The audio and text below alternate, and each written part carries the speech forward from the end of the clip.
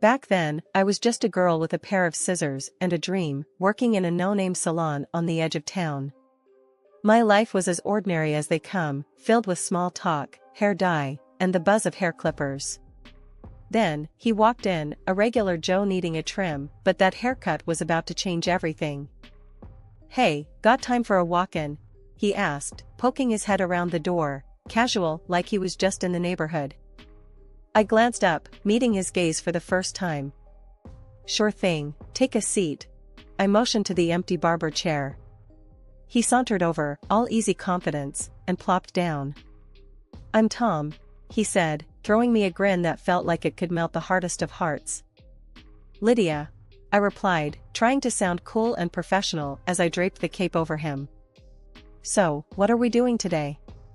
Just a trim, or are you looking to shake things up?" "Just a trim," he chuckled, his eyes meeting mine in the mirror.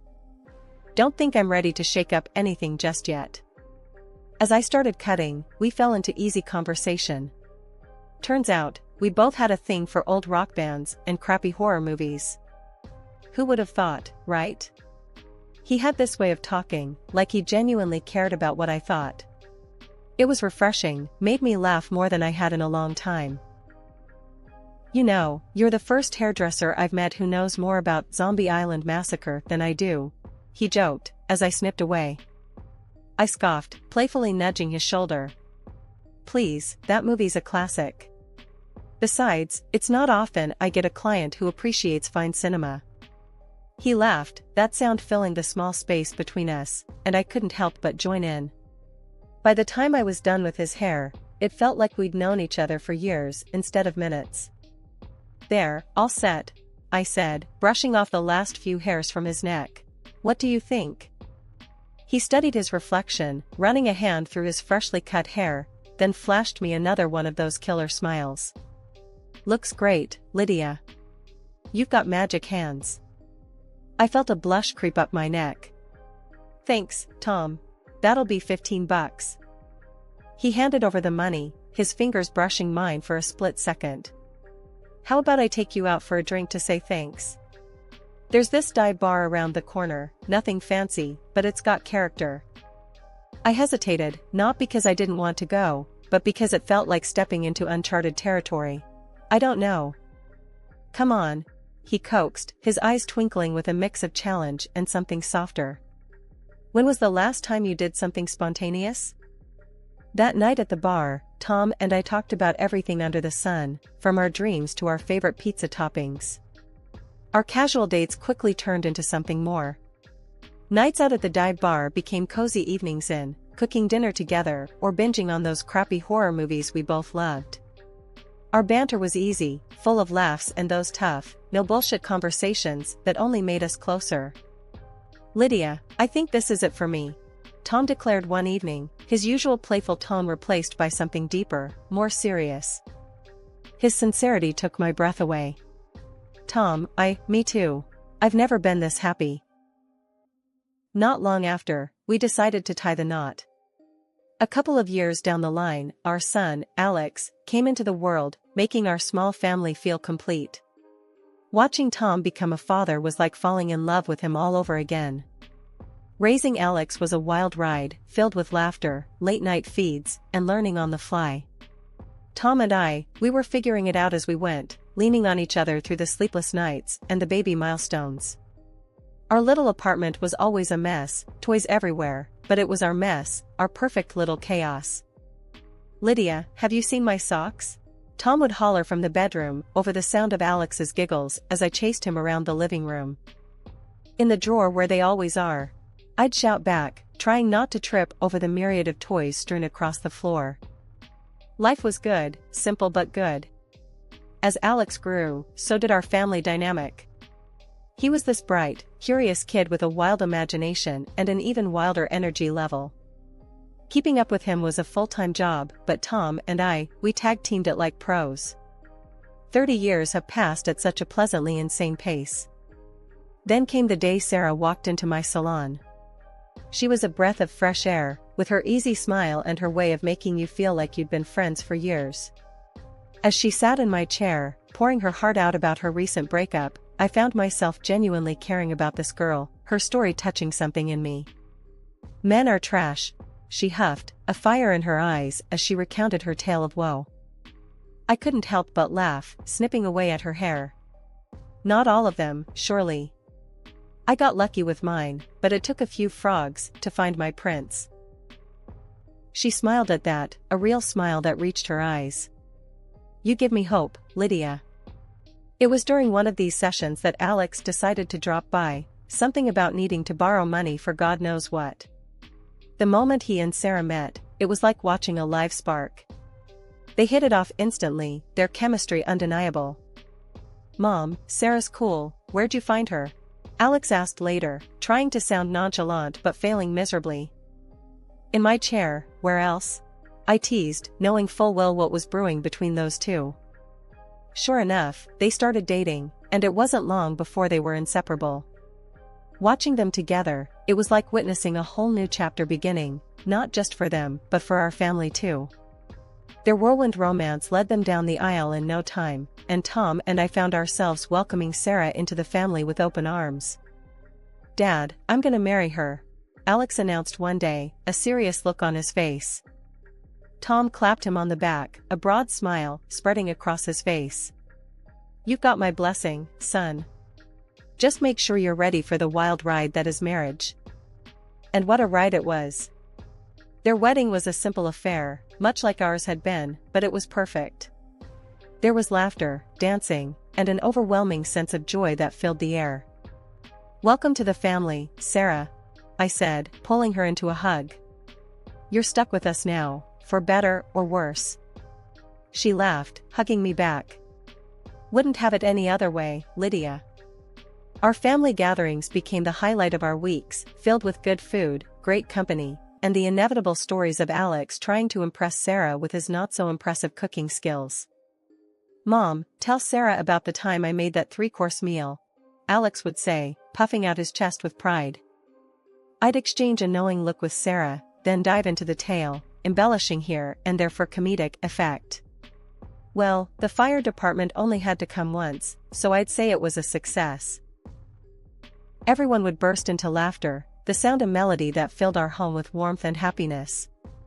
Life has a way of throwing curveballs, and ours came hurtling out of left field. Tom, my rock, the guy who'd been by my side through thick and thin, started acting off. It was little things at first, staying late at work, business trips that seemed to pop up out of nowhere. Tom, you're working late again? I'd ask, phone cradled between my ear and shoulder as I tried to juggle dinner prep. Yeah, babe, big project. You know how it is. His voice came through, tired but edged with something I couldn't quite place. I did know, or at least I thought I did. But then the late nights started stacking up, becoming more the rule than the exception. And the gym? Tom hadn't stepped foot in one since I'd known him, and suddenly he's all about fitness, talking about getting in shape like it was his new religion. One evening, as he laced up his sneakers, I couldn't hold back my curiosity. Since when do you care about hitting the gym? He chuckled, a sound that used to warm me but now felt like it was skating over something colder. What, can't a guy want to look good for his wife? His words should have soothed me, but they didn't. There was a gap between us that words couldn't bridge anymore. Then there was Sarah, our son's wife, who'd been like a daughter to us. She was in on these family dinners, laughing and joking, yet I noticed she'd started spending more time on her phone, smiling at texts in a way that seemed off. Who's keeping you smiling like that? I asked her one afternoon as we cleared up after lunch. Just a friend from work, you know how it is, she replied, her gaze darting away from mine a little too quickly. Yeah, I know how it is, I echoed, a sinking feeling in my stomach. Things came to a head when a friend of mine, Jenna, pulled me aside one day. We were at the market, and out of nowhere, she said, Lydia, I saw Tom at the hotel downtown, and he wasn't alone. My heart stopped. What are you talking about, Jenna? Tom's been on a business trip. She hesitated, then pulled out her phone, showing me a video. There he was, my Tom, arm around a woman. That alone was a gut punch, but when the woman turned her face towards the camera, the ground slipped away beneath me. It was Sarah. I felt like I was choking, the air too thick to breathe. "This has to be a mistake," I whispered, more to myself than to Jenna. "I wouldn't tell you if I wasn't sure, Lydia," Jenna said, her voice full of sympathy I didn't want or need. I nodded, numb, asking her to send me the video before we parted ways. When I got home, Tom was his usual self, asking about my day with that same distracted air. I looked at him, really looked at him, and saw a stranger where my husband used to be. "Everything's fine," I lied smoothly, the words tasting like ash in my mouth. "Just the usual day." I needed time to think, to plan, to figure out what the hell I was going to do. Later, alone in our room, I watched the video again. And there it was, the truth I couldn't deny any longer. All of Tom's late nights, his newfound love for the gym, it all made a sickening kind of sense. I sat there, phone in hand, feeling a rage and sorrow I didn't know were possible. Tom, the man I'd spent my life with, and Sarah, who I'd welcomed into our family with open arms, had betrayed me in the most unimaginable way. The days following the revelation felt like walking through a thick fog, each step heavier than the last. But I knew I had to clear the air, for my sake and Alex's. The decision to confront Tom and Sarah together weighed on me like a ton of bricks. My hand shook as I dialed Alex's number, my heart pounding against my ribcage. "Hey, Mom, what's up?" Alex's voice, always so full of life, cut through the silence of the room. I took a deep breath, steadying myself. "Alex, we need to talk. It's important. Can you come over?" There was a brief pause, concern creeping into his tone. "Sure, everything okay?" "We'll talk when you get here, honey," I said, trying to keep my voice even. The wait for Alex to arrive was excruciating. Tom was out, probably with her, leaving me alone with my thoughts and the damning video on my phone. When Alex finally walked through the door, his brows were furrowed in worry. "Mom? You're scaring me. What's going on?" he asked, closing the door behind him. I motioned for him to sit down, my hands trembling as I passed him my phone. "Watch this," I said, the words barely a whisper. Alex's confusion turned to shock, then horror as the video played out. He looked up at me, his eyes searching for an explanation, any explanation that could make this nightmare make sense. "Mom, please tell me this isn't real," he begged, the pain in his voice a mirror of my own. "It's real, Alex. I'm so sorry," I said, my voice breaking. We sat in silence, the weight of betrayal hanging heavy between us. After what felt like an eternity, Alex spoke up, his voice hardened with resolve. "We need to confront them. Together," he said, and I nodded. There was no other way forward. The dinner table was set, a macabre stage for the unraveling of our family. Tom and Sarah arrived together, oblivious to the storm they were about to walk into. Their laughter grated on my nerves, but I kept my composure. "Lydia, this looks wonderful," Sarah said, taking her seat with a smile that didn't reach her eyes. I forced a smile in return, waiting for Alex to signal he was ready. He gave me a subtle nod, and I knew it was time. "Tom, Sarah, we have something to show you," I said, my voice steady, despite the turmoil inside me. I played the video, watching their faces closely. Tom's expression crumbled, guilt washing over him. Sarah, on the other hand, looked defiant, even as her facade began to crack. "This is nonsense. It's not what it looks like," Tom stammered, looking from me to Alex, desperate for any sign of belief. "What, are you going to deny it? Even now?" Alex's voice was cold, his anger palpable. Sarah finally spoke up, her voice laced with arrogance. "What? Afraid of a little competition?" The room went silent, the audacity of her words hanging in the air.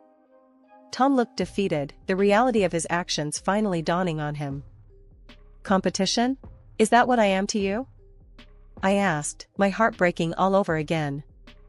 Alex stood up abruptly, his chair scraping against the floor.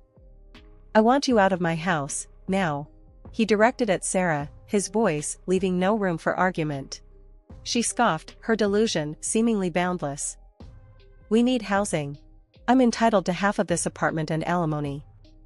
The room went silent for a moment, her words hanging in the air like a bad smell. Alex let out a harsh laugh, shaking his head. The apartment's mine, bought before we were married.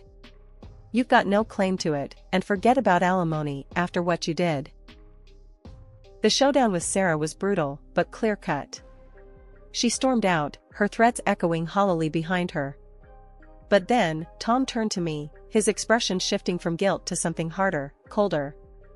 We need to talk about our property, he said, the words heavy between us. It needs to be divided. Our home, our life together for 30 years, reduced to mere assets, to be split. The pain of his betrayal was one thing, but this cold demand was another knife twist. So, this is it? After everything, all you care about is money? I asked, struggling to keep my voice from breaking. It's only fair. We built this together, so we split it, Tom replied, his voice void of the warmth I once knew. The divorce was nothing short of a soap opera, with more drama and screaming than I'd ever experienced in my life. Courtrooms aren't exactly the place for airing family secrets, but there we were, laying it all out for the judge to see. Tom had decided to throw in his lot with Sarah, his son's ex-wife, of all people. If you'd told me a couple of years ago that my life would turn into this mess, I'd have laughed in disbelief. After the judge banged that gavel for the last time, declaring us officially divorced, Sarah had the nerve to gloat. Guess you're on your own now, huh? Kinda old to find someone decent, she sneered, thinking she'd struck a nerve. I just smiled at her, shaking my head. Honey, if Tom's your idea of a decent man, I'm better off alone, I said, walking away with my dignity intact.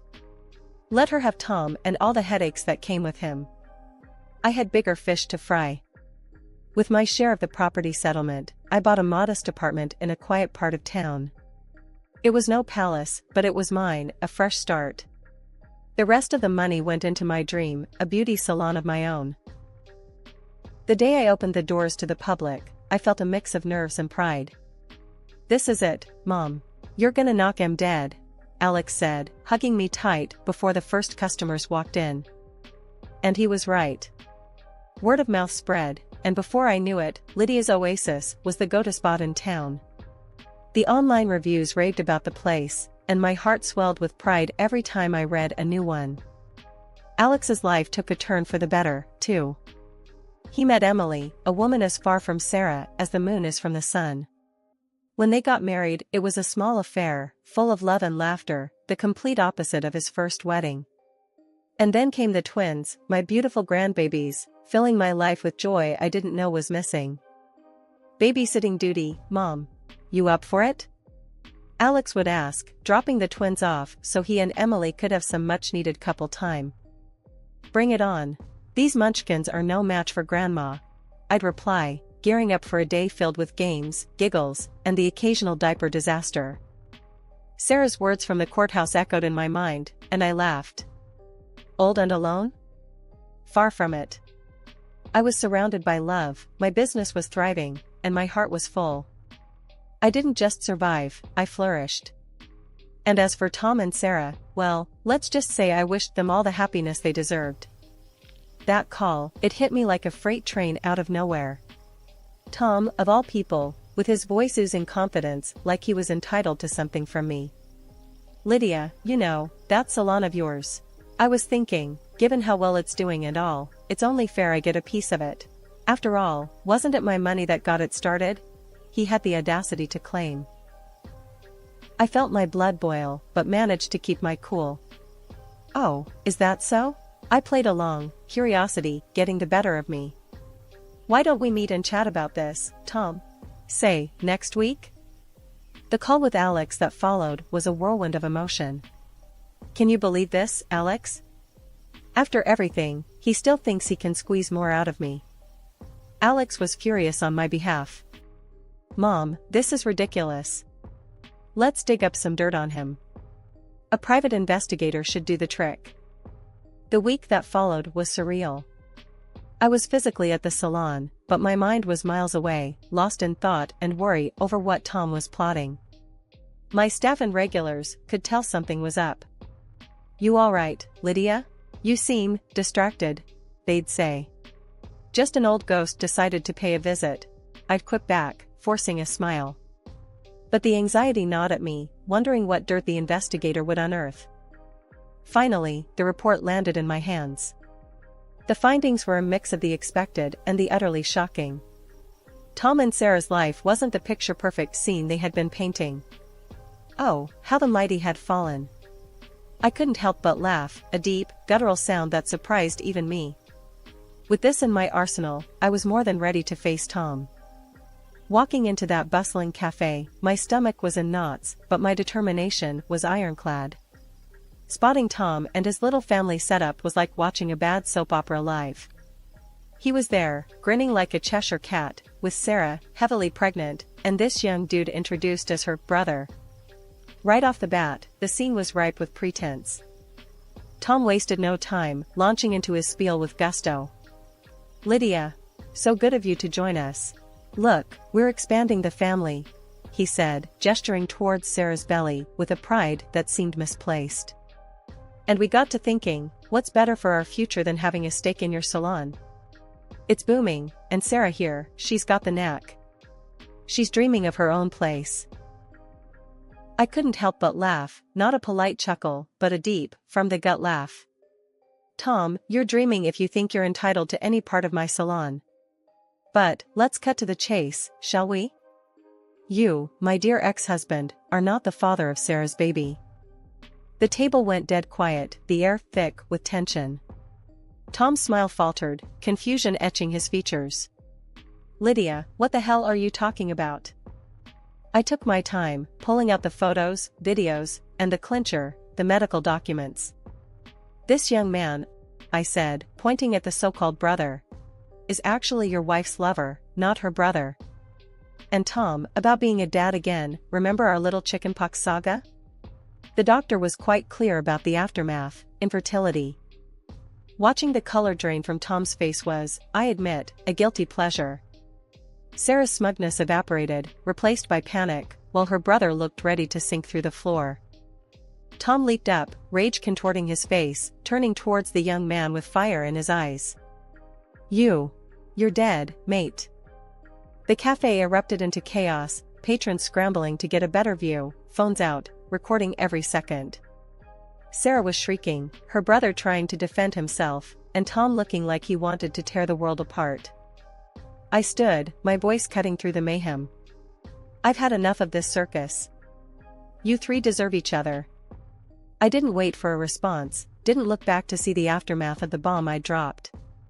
Walking out of that cafe, the air never tasted sweeter, the sun never shone brighter. After the cafe showdown, life seemed to pick up speed, barreling towards a future I was eager to meet head-on. One morning, as I unlocked the salon's door, I was greeted by the familiar faces of my staff, each one a key player in my journey to rebuilding my life. "Morning, boss lady. Ready to conquer the day?" Jenny, my top stylist, called out with a grin. I chuckled, flipping the sign to open. "With you lot by my side? Always." The day was a whirlwind of snips and styles, laughter, and gossip, the kind of day that reminded me why I'd fallen in love with this business in the first place. As we were closing up, Alex and Emily stopped by, the twins in tow, their faces smeared with what looked suspiciously like chocolate. "Grandma, look what we made at school today," one of the twins, Mia, exclaimed, holding up a drawing that was more abstract than anything. I crouched down to their level, pulling them into a hug. "This is going straight on the fridge, my little artists."